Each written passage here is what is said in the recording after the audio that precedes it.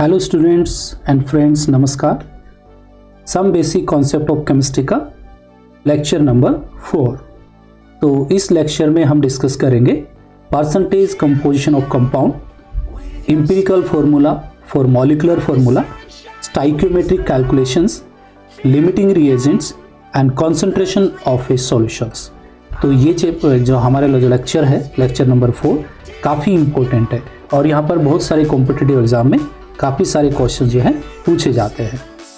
तो चलिए सबसे पहले हम बात करते हैं percentage composition of the compound. तो देखिए परसेंटेज कंपोजिशन कैसे कैलकुलेट किया जाता है।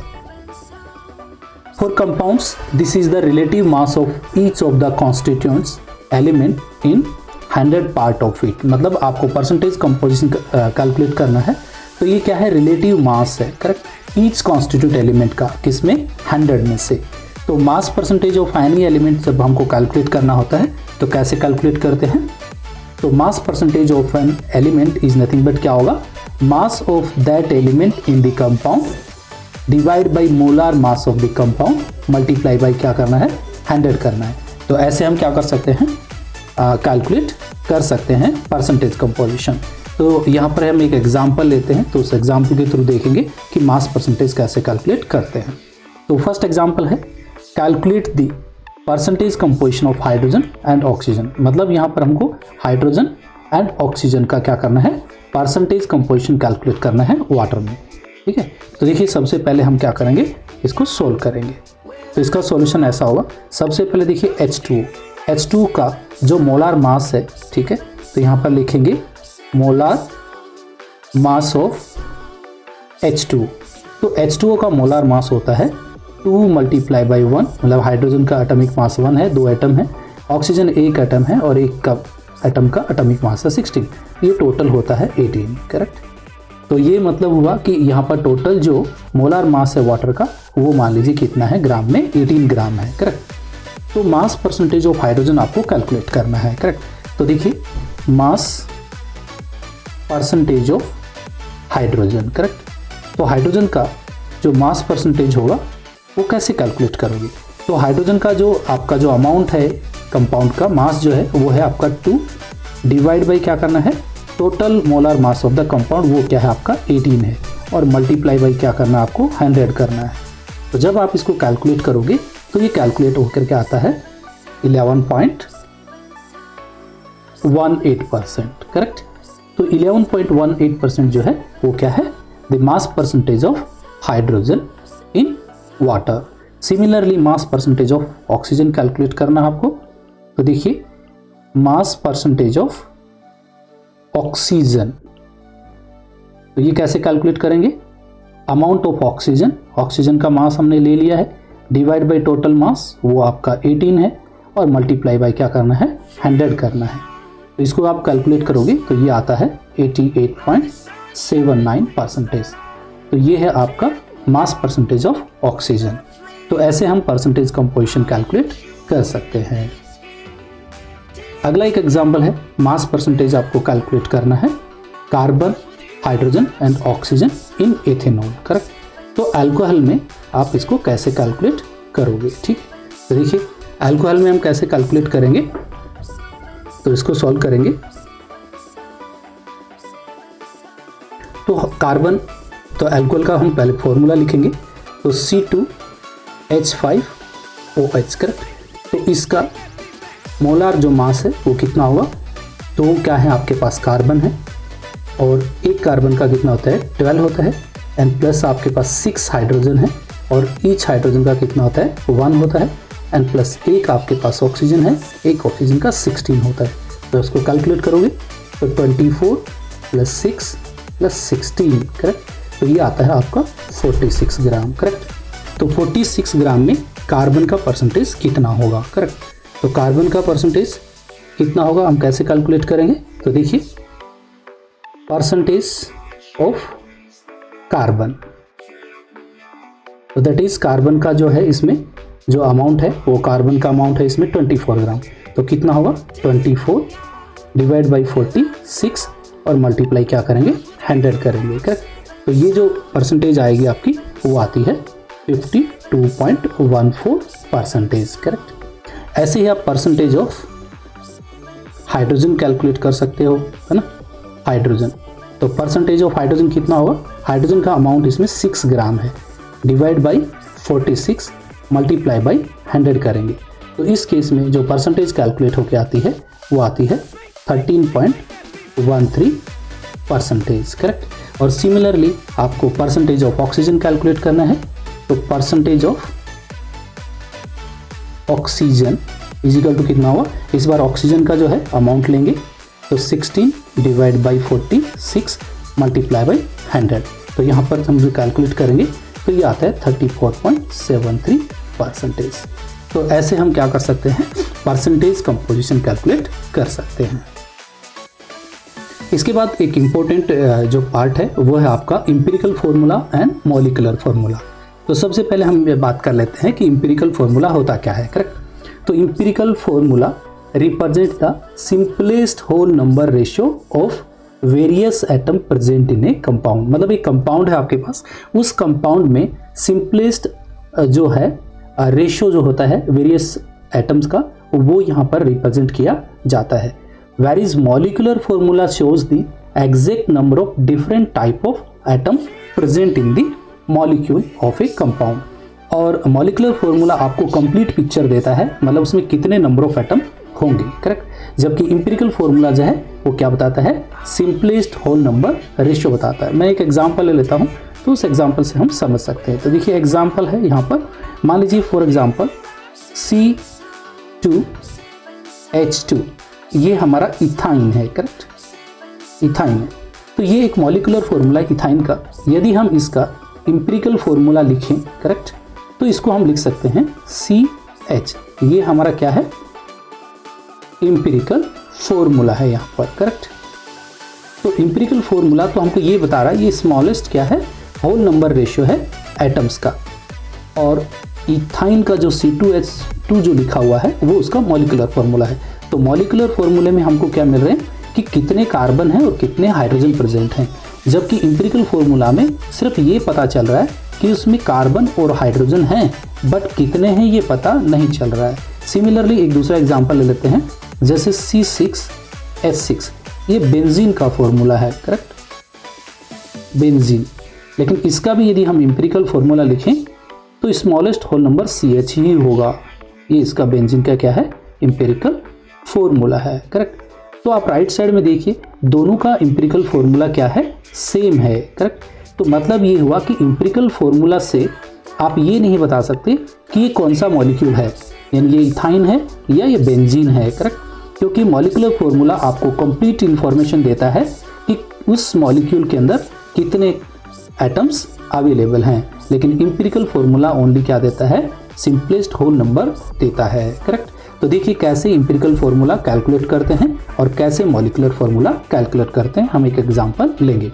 लेकिन इससे पहले हम कुछ सर्टेन्स रूल देखेंगे, करेक्ट, कि कौन कौन सी ऐसी स्टेप्स हैं जो इंपिरिकल फॉर्मूला डिटरमिनेशन के लिए इंपॉर्टेंट हैं। तो देखिए सबसे पहले steps for determining the empirical formula. तो इंपिरिकल फॉर्मूला कैलकुलेट करने के लिए 4 स्टेप्स हम फॉलो करते हैं, step 1, step 2, step 3 and step 4। तो देखिए सबसे पहले स्टेप नंबर 1 में क्या होता है, obtain the masses of each element present in gram. मतलब ये होगा कि आपको एक क्वेश्चन दिया गया रहेगा, उस क्वेश्चन के अंदर आपको मास गिवन रहेंगे, मास परसेंटेज यानी नेचुरल अबंडेंस आपको दी गई रहेगी, तो आपको उस मास को परसेंटेज में कैलकुलेट कर लेना है, यानी ग्राम में कैलकुलेट कर लेना है। उसके बाद determine the number of moles of each type of atom present, यानी आपको फिर क्या करना है, जो भी एलिमेंट के एटम्स दिए गए हैं उस एटम्स को हमको क्या करना है, मोल्स कैलकुलेट कर लेने हैं। उसके बाद में क्या करना है, divide the number of moles of each element by the smallest number of moles. मतलब क्या करना है, फिर जब आपको मोल्स मिल जाते हैं तो उसमें सबसे छोटा नंबर जो मोल का आया है उससे हम क्या करेंगे, सभी मोल्स को डिवाइड करके और क्या निकालेंगे, हम सिंपलेस्ट नंबर कैलकुलेट करेंगे, करेक्ट। उसके बाद 4th जो है हमारा स्टेप वो क्या करेंगे, convert numbers to whole number. मतलब जो आपको मोल रेशियो मिलेंगे उस मोल रेशियो को आपको होल नंबर में कन्वर्ट कर लेना है by multiplying suitable formula. And this set of whole numbers are the subscript in the empirical formula, और फिर उस नंबर को यूज़ करके हम एम्पिरिकल फॉर्मूला कैलकुलेट कर लेंगे। करेक्ट। तो मैं वापस बता देता हूँ, आपको क्वेश्चन में आपको परसेंटेज अबंडेंस गिवन रहेगी, उससे आपको क्या करना है, मास को ग्राम में कन्वर्ट कर लेना है। उसके बाद आपको सबके मोल निकाल लेने हैं। मोल निकालने के बाद क्या करना है, स्मॉलेस्ट जो मोल आएगा आपका उससे आप सबको क्या करोगे, डिवाइड करके एक क्या करोगे, रेशियो निकालोगे, और उस रेशियो को फिर क्या करोगे, आप स्मॉल होल नंबर में कन्वर्ट कर लोगे। करेक्ट। तो यहाँ तक हमारा क्या हो जाता है, एम्पिरिकल फॉर्मूला कैलकुलेट हो जाता है। एक एग्जाम्पल लेंगे, उस एग्जाम्पल से हम कैलकुलेट भी करेंगे। अच्छा, इससे पहले मैं एक चीज़ बता देता हूँ। तो जब भी आपको एम्पिरिकल फॉर्मूला कैलकुलेट करना है तो क्वेश्चन में क्या रहेगा कि आपको एलिमेंट की परसेंटेज अबंडेंस गिवन रहेगी, उसको आपको टोटल ऐड करके देखना है। यदि वो 100% हो रहा है तो कोई इश्यू नहीं है, वो एलिमेंट आपको कैलकुलेट कर लेने हैं। यदि आपका मान लीजिए 100% नहीं हो रहा है तो रिमेनिंग परसेंटेज किसको लेना है, तो रिमेनिंग परसेंटेज ऐसे केस में आपको ऑक्सीजन को कंसिडर करना है। तो 100 में से बाकी परसेंटेज माइनस कर दीजिए, जो भी रिमेनिंग अमाउंट होगा वो आपको ऑक्सीजन कंसिडर करना है। तो चलिए हम एक एग्जांपल ले लेते हैं, उस एग्जांपल से हम कैसे कैलकुलेट करेंगे एम्पिरिकल फॉर्मूला। करेक्ट। तो यहाँ पर देखिए, ये क्वेश्चन जो है वो दो पार्ट में आता है। एक पार्ट तो होता है ओनली एम्पिरिकल फॉर्मूला निकालना, और एक होता है आपको मॉलिक्यूलर फार्मूला निकालना।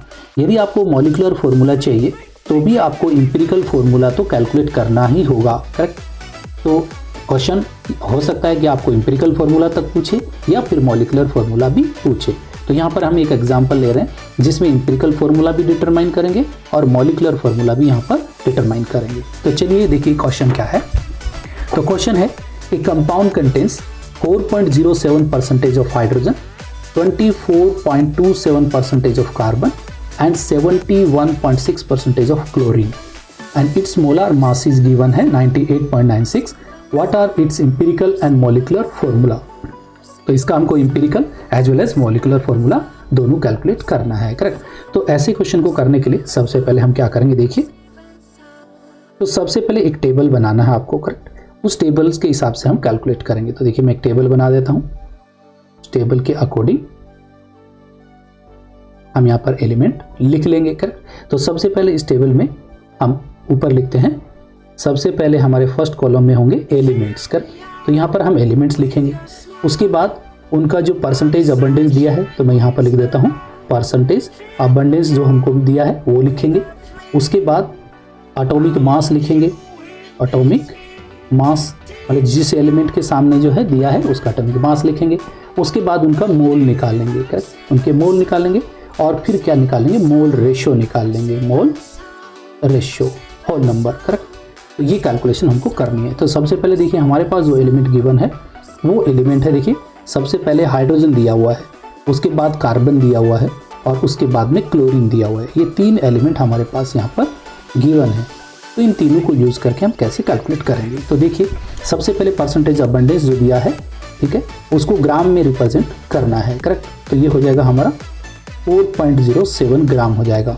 दूसरा कार्बन का परसेंटेज है 24.27% का, 24.27 ग्राम हो जाएगा। एंड क्लोरीन का जो परसेंटेज दिया है वो है आपका 71.65, तो ये 65 ग्राम हो जाएगा। अब हाइड्रोजन का एटॉमिक मास 1 होता है, कार्बन का एटॉमिक मास 12 होता है, क्लोरीन का जो होता है 35.5 होता है। करेक्ट। इनको यूज़ करके आप मोल्स निकालोगे। करेक्ट। मोल्स क्या होता है, given weight divide by atomic mass. तो कितना हो जाएगा, 4.07 डिवाइड बाई 1 हो जाएगा। इस केस में कितना हो जाएगा, 24.27 डिवाइड बाई 12 हो जाएगा। और इस केस में 71.65 और डिवाइड बाई कितना हो जाएगा, 35.5 हो जाएगा। करेक्ट। तो ये जो मोल निकलेंगे, फर्स्ट का जो मोल होगा वो कितना आ जाएगा, लगभग आपका 4 आ जाएगा। ये जो मोल है आपका लगभग 2 आ जाएगा, यानी 2 पॉइंट समथिंग होगा। तो आप रफली इसको 2 मान के ही कर लीजिए। करेक्ट। तो ये 2 कर लिया मैंने, और इसको जब रफली करेंगे तो ये भी ऑलमोस्ट कितना आ जाता है, 2 आ जाता है। करेक्ट। तो ये जो वैल्यू है आपको मिल जाती है। उसके बाद इसका क्या करना है, आपको मोल रेशियो कैलकुलेट करना है। करेक्ट। तो सबसे जो छोटा नंबर जो मिला है आपको वो मिला है 2। तो सबको हम क्या करेंगे, 2 से डिवाइड कर देंगे। करेक्ट। तो कैसे डिवाइड करेंगे, पहले को करेंगे 4 डिवाइड बाई 2 तो ये आपका 2 आ जाता है, फिर 2 डिवाइड बाई 2 तो ये आपका 1 आ जाता है, एंड 2 डिवाइड बाई 2 तो ये भी कितना आ जाता है 1। तो अब यहाँ पर देखिए जो रेशियो निकाला है वो स्मॉलेस्ट होल नंबर में है, करेक्ट, ये फ्रैक्शन में नहीं है। तो आप कैसे लिखोगे कि एम्पिरिकल फॉर्मूला क्या हो जाएगा आपका, hydrogen raise to carbon raise to chlorine.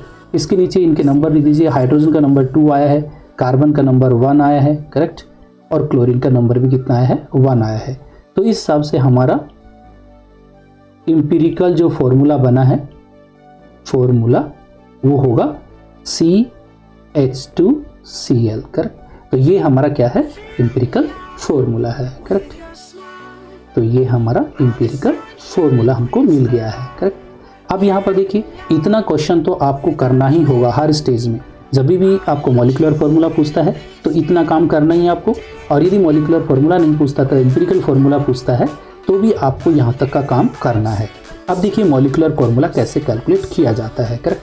तो देखिए मॉलिक्यूलर फार्मूला निकालना है, मॉलिक्यूलर फार्मूला, तो मॉलिक्यूलर फार्मूला होता है N into empirical formula, empirical formula, correct. तो अब हम बात करते हैं कि N क्या है। तो N निकालने के लिए हमें कैलकुलेट करना पड़ेगा गिवन मास, जो क्वेश्चन में जो मास दिया है वो है given mass divide by empirical formula mass, यानी एम्पिरिकल फार्मूला मास। इसको हम डिवाइड करेंगे तो हमारे पास N आ जाता है, करेक्ट। तो देखिए ये क्या होगा, इस क्वेश्चन में जब आप N कैलकुलेट करोगे तो N मिल रहा है आपको, गिवन मास है क्वेश्चन में 98.96 डिवाइड बाय एम्पिरिकल फार्मूला। तो इसके सामने कैलकुलेट कर देते हैं, देखिए। तो एम्पिरिकल फार्मूला मास जो आपको मिलेगा, कार्बन 1 है तो ये 12 हो जाएगा, हाइड्रोजन 2 हो जाएंगे, क्लोरीन है 35.5, करेक्ट। तो जब आप कैलकुलेट करते हो तो ये आ जाता है आपका 49 पॉइंट समथिंग, 49 पॉइंट समथिंग आएगा, 49 पॉइंट मान लीजिए रफली 5 आ जाता है, 49.5। तो इसको जब आप 49.5 से डिवाइड कर दोगे तो n की वैल्यू आपको 2 मिल जाती है, करेक्ट। तो ये जो 2 वैल्यू है आप क्या करोगे, यहाँ पर मॉलिक्यूलर फॉर्मूले में मल्टीप्लाई करोगे, तो 2 इंटू CH2Cl, करेक्ट। तो आपका मॉलिक्यूलर फॉर्मूला हो जाता है C2H4Cl2, करेक्ट। तो ये है आपका एम्पिरिकल फॉर्मूला C2H4Cl2, करेक्ट। तो ऐसे हम निकाल सकते हैं empirical formula as well as molecular formula. तो ये काफ़ी वेरी इंपॉर्टेंट है और हर कंपटीशन एग्जाम्स में, जेई एग्जाम्स, नीट एग्जाम, उनमें हमेशा एम्पिरिकल फॉर्मूला या मॉलिक्यूलर फॉर्मूला डिटर्मिनेशन पूछता ही है, करेक्ट। तो ये है हमारा एग्जाम्पल नंबर 1। एक एग्जाम्पल हम और देख लेते हैं, करेक्ट। तो देखिए यहाँ पर क्या दिया गया है, यहाँ पर है एक ऑक्साइड है, an oxide of aluminium is form by the reaction of 4.15 gram of aluminium and 3.69 gram of oxygen. Calculate the empirical formula this compound. तो इस कंपाउंड के लिए भी हमको क्या करना है, एम्पिरिकल फॉर्मूला कैलकुलेट कर लेना है, करेक्ट। तो सबसे पहले वही हम टेबल बनाएंगे, करेक्ट। तो टेबल कैसे बनाएंगे, देखिए फिर से हम टेबल बना लेते हैं। टेबल में वही चीज़ें वापस लिखेंगे हम लोग, करेक्ट। यानी आपको एलिमेंट लिखना है, तो यहाँ पर आ जाएंगे आपके एलिमेंट, कौन कौन से एलिमेंट्स हैं, ठीक है। तो वो एलिमेंट है आपका क्या है, एक है आपका ऑक्सीजन और एक है आपका, तो aluminium is form in reaction aluminium, तो यहाँ पर एल्यूमिनियम लिख दिया आपने, ठीक है। उसका आपने परसेंटेज अबंडेंस भी लिख देना है, करेक्ट, जो कितना है 4.15 ग्राम, ये ग्राम में आ गया है, करेक्ट। इसको ग्राम में कन्वर्ट कर लेना है, फिर उसका आपको मोल निकाल लेना है, करेक्ट। तो मोल से पहले हम इसका एटॉमिक मास भी लिख लेते हैं, करेक्ट। तो देखिए इसका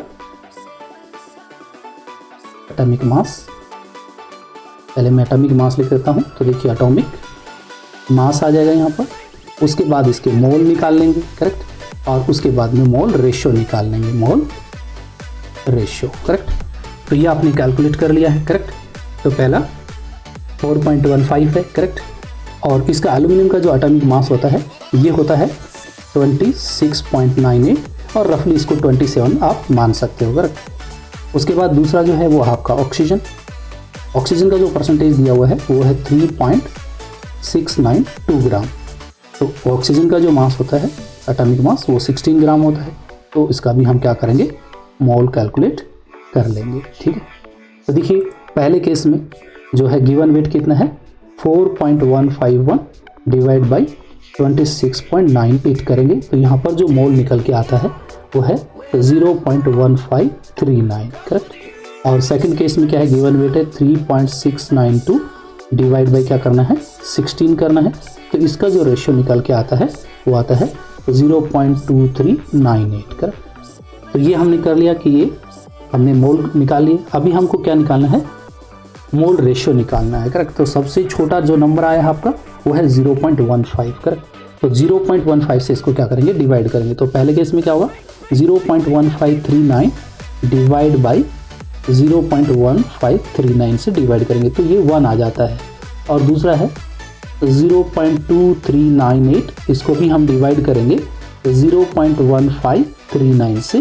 तो ये जो वैल्यू है ये आ जाती है आपकी वैल्यू लगभग 1.5 आता है करेक्ट। तो ये 1.5 मोल आया।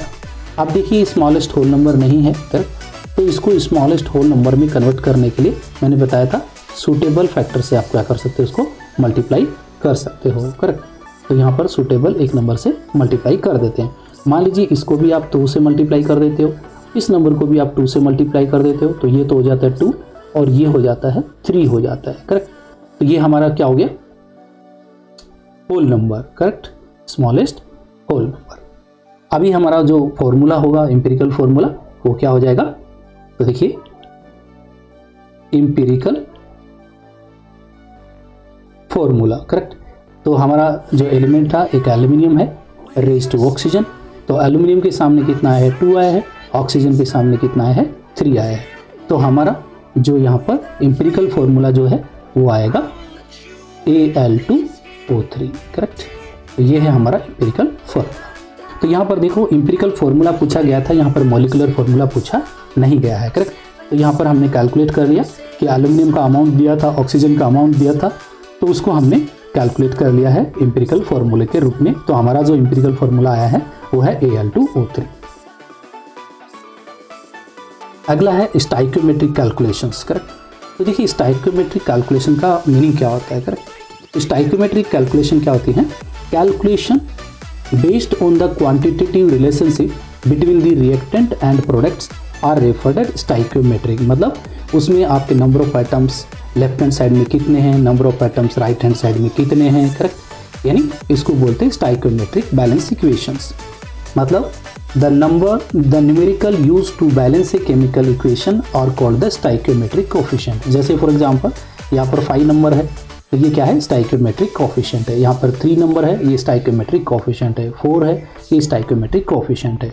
और व्हेन जब लेफ्ट हैंड साइड और राइट हैंड साइड इक्वल हो जाती हैं, नहीं टोटल नंबर ऑफ एटम, तब उसको बोलते हैं बैलेंस केमिकल इक्वेशन। तो बैलेंस केमिकल इक्वेशन को कैसे डिफाइन करेंगे, a chemical equation in which the number of atom of each element in a reactant side is equal to product side called the balance chemical equation. तो यहाँ पर एक example हम देख रहे हैं करेक्ट।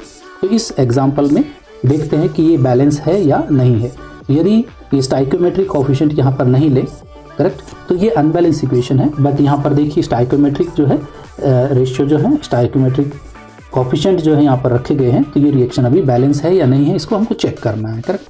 तो कैसे चेक करेंगे, तो सबसे पहले हम बात करते हैं कार्बन एटम देखते हैं। देखिए कार्बन्स, ठीक है। तो कार्बन के कितने एटम हैं लेफ्ट हैंड साइड में, यहाँ पर 3 एटम्स हैं करेक्ट। उसके बाद हाइड्रोजन भी देख लेते हैं। यहाँ पर देखिए हाइड्रोजन जो है वो कितने एटम्स हैं, यहाँ पर 8 एटम्स हैं करेक्ट। उसके बाद हमारे पास ऑक्सीजन है, तो यहाँ पर ऑक्सीजन एटम भी कैलकुलेट कर लेते हैं करेक्ट। तो ऑक्सीजन के कितने एटम हैं यहाँ के ऊपर, 10 एटम्स हैं करेक्ट, 10 एटम्स। ऐसे ही राइट हैंड साइड में नंबर ऑफ कार्बन एटम कितने हैं, कार्बन एटम, यहाँ पर कार्बन एटम 3 एटम्स हैं करेक्ट। अगेन यहाँ पर नंबर ऑफ हाइड्रोजन एटम कितने हैं, हाइड्रोजन एटम वो 8 एटम्स हैं करेक्ट। और नंबर ऑफ ऑक्सीजन एटम कितने हैं, ऑक्सीजन वो भी हमारे कितने हैं, 10 एटम्स हैं। तो आप देख सकते हो कि with respect to carbon hydrogen oxygen, इसमें भी with respect to carbon hydrogen and oxygen सभी में नंबर ऑफ एटम कितने हैं, 10 है। मतलब ये स्टाइकियोमेट्रिक कैलकुलेशन के हिसाब से रिएक्शन जो है हमारी बैलेंस केमिकल इक्वेशन है। करेक्ट। अभी आता है स्टाइकियोमेट्रिक जो कैलकुलेशंस होती हैं, प्रॉब्लम्स डिफरेंट काइंड्स की होती हैं। Different kinds in the sense of, इसका मतलब ये है कि मास मास रिलेशनशिप हो सकता है। करेक्ट। आपका मास टू वॉल्यूम रिलेशनशिप हो सकता है। करेक्ट। और आपका वॉल्यूम टू वॉल्यूम रिलेशनशिप हो सकता है। मतलब आप इनको यूज़ करके आप मास मास रिलेशनशिप यूज़ कर सकते हो, mass to volume relationship use कर सकते हो और volume to volume relationship use कर सकते हो। करेक्ट। तो अभी हम इनके एक एक एग्जाम्पल लेंगे और उसको हम कैलकुलेट करेंगे। ठीक है, तो हम इसको करते हैं। अभी सबसे पहले आता है calculation based on mass mass relationship. मतलब आप ये कैलकुलेशन कैसे करोगे मास वाइज। करेक्ट। तो देखिए, calculate the weight of carbon dioxide form by complete combustion of 1.5 gram of ethane. मतलब ये हुआ कि 1.5 ग्राम ऑफ इथेन दिया हुआ है, उसका आपको कंबशन करना है तो वो कार्बन डाइऑक्साइड प्रोड्यूस करेगा। तो आपको बताना है कि कार्बन डाइऑक्साइड का वेट कितना होगा। तो इसके लिए इस कैलकुलेशन का नाम है मास मास रिलेशनशिप। करेक्ट। तो इसको कैसे कैलकुलेट करोगे मैं यहाँ पर आपको कैलकुलेट करके बताता हूँ। तो सबसे पहले देखिए इसका सॉल्यूशन। सबसे पहले हम केमिकल रिएक्शन लिखेंगे इसकी। करेक्ट। वो केमिकल रिएक्शन क्या है, C2H6 plus 7/2O2 balance chemical equation लिखेंगे। तो वो है हमारी 2CO2 and plus 3H2O। Correct. तो इस बैलेंस केमिकल इक्वेशन में आप देख पा रहे हो यानी 1 मोल जो है इथेन है वो रिएक्ट कर रहा है और आपका 2 मोल जो है वो CO2 प्रोड्यूस कर रहा है, क्योंकि हमको CO2 निकालना है। यदि हमको वेट वाइज कंसिडर कर लें तो C2H6 यानी आपका इथेन है उसका वेट होता है 30 ग्राम। इसका मतलब ये हुआ कि 30 ग्राम C2H6 जब कंबशन होता है तो आपको 2 मोल CO2 मिलता है और 1 मोल का मॉलिक्यूलर वेट है 44 ग्राम। करेक्ट। तो यानी 2 × 44 ग्राम आपको क्या मिलेगा, CO2 मिलेगा। करेक्ट। तो 244 ग्राम CO2 बोलोगे तो आप इसको 88 ग्राम भी कह सकते हो। करेक्ट। यानी 30 ग्राम इथेन जो है कंबशन होकर के 88 ग्राम आपको क्या दे रहा है, CO2 दे रहा है। तो आपको 1.5 ग्राम कितना देगा, तो स्टाइकियोमेट्रिक कैलकुलेशन से हो जाएगा। यानी 30 ग्राम C2H6 ठीक है प्रोड्यूस ऑन कंबशन कितना 88 ग्राम ऑफ CO2 प्रोड्यूस करता है। तो आपको क्वेश्चन में पूछा गया है कि 1.5 ग्राम ऑफ C2H6 कितना प्रोड्यूस करेगा। तो 88 × 1.5 डिवाइड बाई क्या करेंगे 30। करेक्ट। तो डिवाइड बाई 30 करेंगे तो ये जो कैलकुलेशन जो हमारा आता है वो आता है 4.4 ग्राम ऑफ CO2। करेक्ट। तो ऐसी कैलकुलेशन को हम बोलते हैं mass to mass relationship. Correct. अगला जो कैलकुलेशन आता है वो आता है calculation involving mass to volume relationship. यानी इससे हम क्या करेंगे, मास से वॉल्यूम कैसे कैलकुलेट करेंगे। करेक्ट। तो मास टू वॉल्यूम रिलेशनशिप। देखिए यहाँ पर एक क्वेश्चन है वो पहले हम एक्सप्लेन करते हैं। ठीक है। तो a vessel contain 1.6 gram of dioxygen. यानी एक वेसल है जिसमें 1.6 ग्राम क्या है, डाई ऑक्सीजन है STP के ऊपर। The gas is now transfer to another vessel. अभी गैस को दूसरे कंटेनर में ट्रांसफर कर रहे हैं at constant temperature where pressure becomes half of the original pressure. The volume of the new vessel and number of molecule of the dioxygen are respectively. तो यहाँ पर नंबर ऑफ ऑक्सीजन कितने होंगे वो आपको कैलकुलेट करने हैं। तो ये भी वेरी सिंपल है। तो यहाँ पर पहले देख लेते हैं इसको कैसे सॉल्व करेंगे। तो देखिए इसका सॉल्यूशन है, गिवन है आपको इस कंडीशन में। देखिए गिवन है P1 = 1 ATM दिया हुआ है। T1 जो टेम्परेचर है आपका 273 केल्विन दिया हुआ है। V1 वॉल्यूम जो हमको कैलकुलेट करना है। तो मतलब ये हुआ कि 32 ग्राम ऑफ ऑक्सीजन ऑक्यूपाइज कितना ऑक्यूपाई करता है 22.4 लीटर। ठीक है, ऑफ वॉल्यूम ऑक्यूपाई करता है एट STP के ऊपर, एट STP। तो हेंस 1.6 ग्राम ऑफ ऑक्सीजन कितना ऑक्यूपाई करेगा 1.6 × 22.4 डिवाइड बाई कितना होगा 32 ग्राम। तो ये आ जाता है हमारा 1.12 लीटर वॉल्यूम हमारा मिलेगा। करेक्ट। तो इसका मतलब है कि V1 हमारे सामने आ गया है, वो है हमारा 1.12 लीटर आ गया है, correct. Then P2 is equal to कितना हो जाएगा, P1/2 that is nothing but 1/2 is equal to कितना है 0.5 ATM, करेक्ट। अब यहाँ पर हमको क्या करना है, V2 कैलकुलेट करना है, ठीक है। तो V2 कैलकुलेट कैसे करेंगे, तो यहाँ पर हमको पता है अकॉर्डिंग टू बॉयल्स लॉ। तो देखिए according to Boyle's law, correct. तो यहाँ पर बॉयल्स लॉ जो है वो अप्लाई करेंगे। P1 V1 is equal to क्या होता है, P2 V2 होता है। Then V2 is equal to कितना हो जाएगा, P1 into V1 divide by P2 हो जाएगा। तो ये वैल्यू यहाँ पर हम पुट करेंगे 1 atmosphere 1.12 litre divide by 0.5 ATM। तो ये आ जाता है हमारा 2.24 लीटर आ जाता है, करेक्ट। तो जब ये आ जाता है, now number of molecule of oxygen निकालना है। Now number of molecules of oxygen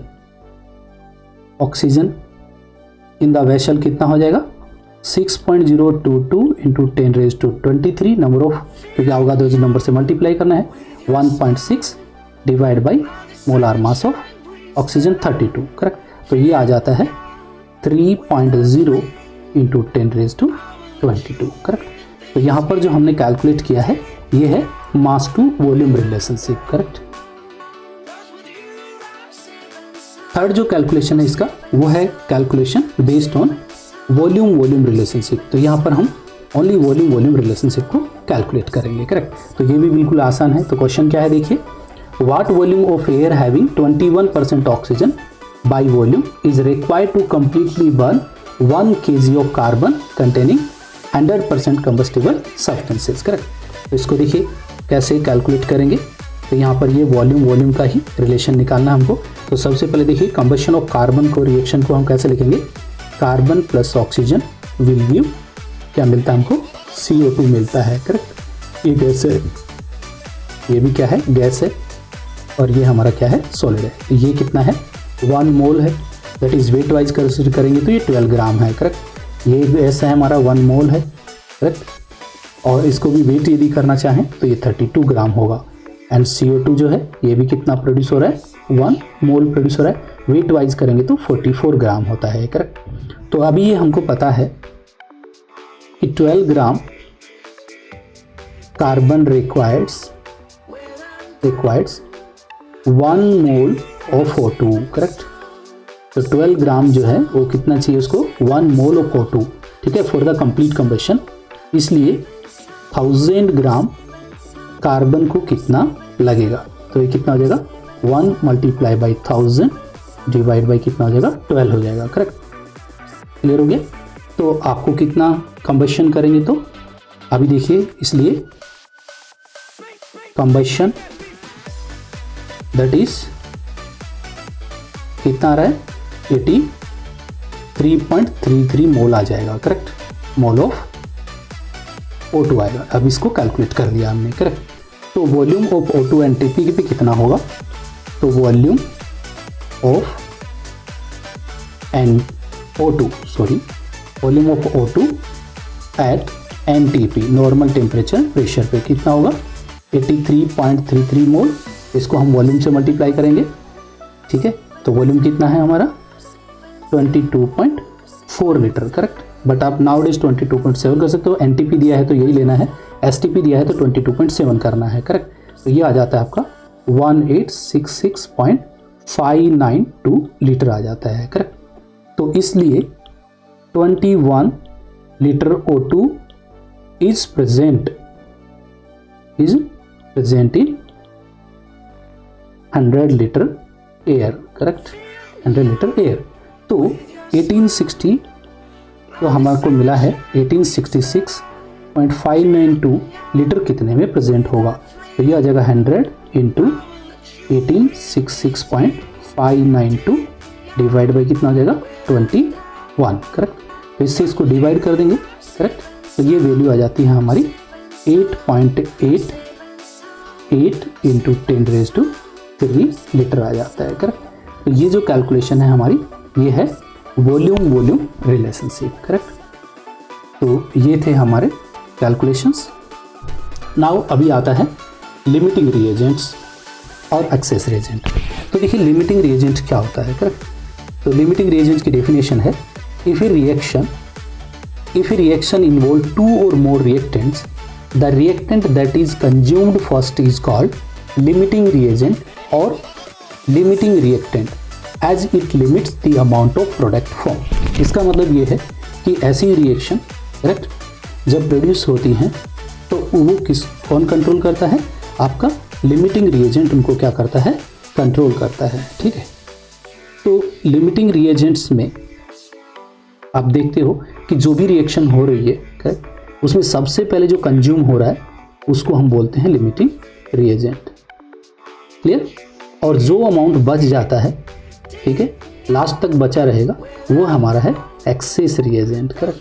तो इस टाइप की कैलकुलेशन जो है हम कैसे कैलकुलेट करते हैं आपको बताता हूँ। तो देखिए, the other reactant present in the larger amount is called the access reagent, और जो लार्जर क्वांटिटी में प्रेजेंट है उसको हम क्या बोलते हैं, एक्सेस रिएजेंट बोलते हैं, करेक्ट। तो हमेशा ये रिमेंबर रखना है कि limiting reagent can be easily identified from the molar ratio of the reactants. In fact the reactants with lower molar ratio limits the amount of product. मतलब ये होगा जिसका नंबर ऑफ मोल कम होता है वो आपका प्रोडक्ट डिसाइड करता है, इसलिए उसको लिमिटिंग रिएजेंट कहा जाता है, करेक्ट। तो लिमिटिंग रिएजेंट कैसे कैलकुलेट करते हैं, यहाँ पर एक एग्जांपल देखते हैं। एग्जांपल है, the reactant which is entirely consume in reaction is known as limiting reagent. तो इन द रिएक्शन यहाँ पर 2A + 4B give 3C + 4D। When 5 moles of A react with 6 moles of B, then the amount of C is formed। तो C कितना form होगा वो आपको पता करना है, करेक्ट। तो इस अकॉर्डिंग टू दिस रिएक्शन हम यहाँ पर देखेंगे। तो देखिए इसका सॉल्यूशन है, तो according to the above equation, correct, इस इक्वेशन में आपने देखा है तो क्या हो रहा है, 2 moles of A किसके साथ रिएक्शन कर रहे हैं, 4 moles of B के साथ रिएक्शन कर रहे हैं। हेंस 5 moles of A कितने के साथ रिएक्शन करेंगे, 4 × 5 डिवाइड बाई कितना होगा, 2 होगा, करेक्ट। तो ये 2 × 1 = 2, 2 × 2 = 4, तो ये आ जाता है आपका 10 मोल ऑफ B आएगा, करेक्ट। तो इस इक्वेशन में आपने देखा कि 10 मोल, मतलब इसका मतलब ये होगा कि 2 mole of A required 4 mole of B, correct. Then 5 mole of A will require 10 mole of B। लेकिन यहाँ पर इस रिएक्शन में हमको क्या दिया है, 6 मोल ऑफ B ही यहाँ पर अवेलेबल है, but B have only 6 mole of B, hence B is the limiting reagent. तो B जो है हमारा है वो क्या है, लिमिटिंग रिएजेंट है, क्योंकि उसका जो अमाउंट दिया गया है हमको वो कितना दिया गया, ओनली 6 मोल ही दिया गया है, लेकिन 10 होना चाहिए था। तो यहाँ पर B हमारा लिमिटिंग रिएजेंट है। So the amount of C form is determined by the amount of B। तो यहाँ पर हमारा B से हम क्या निकालेंगे, C का अमाउंट निकालेंगे, करेक्ट। तो इसका मतलब क्या हुआ कि since 4 moles of B produce, कितने मोल प्रोड्यूस कर रहे थे C के, 3 मोल्स ऑफ C प्रोड्यूस कर रहे थे, करेक्ट। तो 6 मोल कितना प्रोड्यूस करेगा, तो 6 moles of B will produce, तो 3 × 6 डिवाइड बाई 4, करेक्ट। 2 से हम डिवाइड कर सकते हैं, 2 × 2 = 4 और 3 × 2 = 6, करेक्ट। तो ये आ जाता है आपका 9/2, that is nothing but 4.5 moles of C आ जाएगा, करेक्ट। तो ऐसे हम क्या कर सकते हैं, लिमिटिंग रिएजेंट वाली कैलकुलेशन कर सकते हैं। उसके बाद आता है concentration of the solutions, correct. यानी कोई भी सॉल्यूशन होते हैं उनकी कॉन्सेंट्रेशन को कैसे कैसे एक्सप्रेस किया जा सकता है, करेक्ट। तो देखिए बहुत सारे ऐसे वे हैं जिससे हम कॉन्सेंट्रेशन को क्या करते हैं, एक्सप्रेस करते हैं, ठीक है। जिसमें मोल फ्रैक्शन आता है, करेक्ट, आपका मोलरिटी आता है, आपका मोलरिटी आता है, ठीक है, एंड आपके नॉर्मलिटी आता है, आपके बाद फॉर्मेलिटी आता है, करेक्ट। तो ये बहुत सारे ऐसे तरीके हैं जिसमें हम किसी भी सॉल्यूशन की कॉन्सेंट्रेशन को क्या कर सकते हैं, मेजर कर सकते हैं। तो जिसमें सबसे पहले हम देख रहे हैं मोल फ्रैक्शन, करेक्ट। तो मोल फ्रैक्शन क्या होता है, तो it is defined is the ratio of number of moles of a particular component to the number of moles of the solution. मतलब ये हुआ कि हमारे पास एक सॉल्यूशन है, करेक्ट, तो उसमें टोटल नंबर ऑफ मोल्स कितने हैं, करेक्ट, तो उसको हम कैसे कैलकुलेट करेंगे, करेक्ट। तो देखिए मैं एक एग्जांपल ले लेता हूँ तो आपको समझ में आ जाएगा कि हमारे पास मान लीजिए एक बीकर है, करेक्ट। उस बीकर में दो कंपोनेंट हैं, एक हमारा ए है, एक हमारा बी है। अब ए के मोल मान लेते हैं कितने हैं, मोल्स, मोल को एन से रिप्रेजेंट करते हैं, तो मान लेते हैं कि यहाँ पर मोल ऑफ ए के जो मोल हैं वो आप एन ए का बोल सकते हो, एंड बी के मोल जो है वो एन बी हैं। और यहाँ पर इनके टोटल मोल देखेंगे तो वो हो जाएगा हमारा n A plus N B, correct. तो किसी का भी मोल फ्रैक्शन निकालना है आपको यानी सॉल्यूट का, तो कैसे कैलकुलेट करोगे, तो देखिए mole fraction of solute, correct. तो सॉल्यूट का मोल फ्रैक्शन निकालना है तो X A is equal to क्या होगा, मोल ऑफ सॉल्यूट यानी A divide by total mole N A plus N B, correct. तो इस कैलकुलेशन से हम mole fraction of A calculate कर सकते हैं। और मान लीजिए आपको मोल फ्रैक्शन ऑफ बी निकालना है, करेक्ट।